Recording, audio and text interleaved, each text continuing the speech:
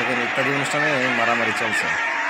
কিছু দুষ্টু লোক অনুষ্ঠানকে পণ্ড করার জন্যই ব্যবস্থা করছে। ইত্যাদি অনুষ্ঠানে মারামারি এর আগে কখনো দেখিনি, এইবারেই প্রথম। ইত্যাদি অনুষ্ঠানে কিছু দুষ্টু লোক অনুষ্ঠান পণ্ড করার জন্যই এটা করতেছে।